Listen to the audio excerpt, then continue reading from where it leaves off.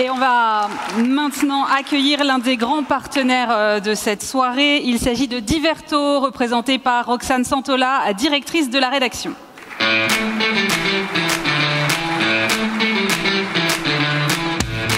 Bonsoir à tous. Bonsoir Roxane. Alors là, il y a une petite subtilité, c'est-à-dire que les catégories qu'on va présenter maintenant, c'est la rédaction de Diverto qui les a sélectionnées et soumis au jury. Ce ne sont pas les médias qui ont candidaté, c'est bien ça ?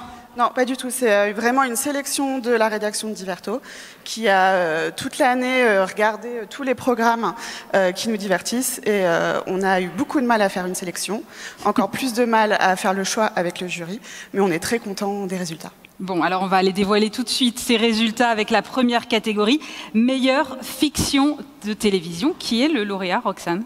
C'est Sambre pour France 2. Et on appelle Mathieu Belghiti.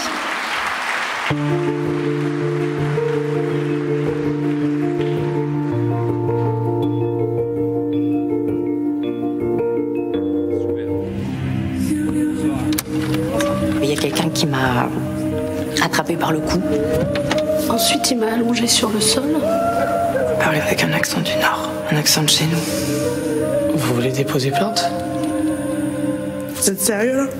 Le jury a opté pour la série Sambre face au choix éditorial de France 2 afin de réaliser des fictions sociales. La mini-série de 6 épisodes créée par Ali Géraud, Marc Herpoux et Jean-Xavier de l'Estrade est librement inspirée de l'affaire du violeur de la Sambre. C'était un père de famille, un type passe-partout.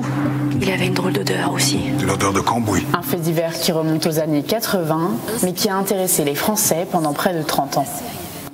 Mathieu, un mot sur cette envie du jury de récompenser le choix éditorial de France 2. C'est un très grand honneur, je suis vraiment très content. Donc moi je suis le producteur, donc je suis seul là et le porte-parole d'une énorme équipe créative.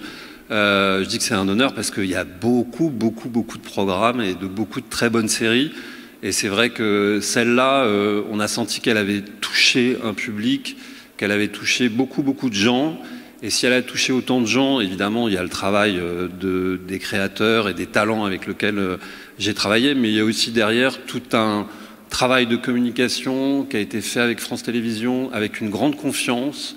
Je me rappelle de débats qu'on avait eus sur l'affiche pour faire vraiment quelque chose à la fois original, différent, et on a été suivis. Et je pense que pour moi, en tant que producteur, je suis très fier de ce prix parce que ça récompense tout un spectre de longues années de production. Félicitations. Je vous laisse redescendre et regagner la salle.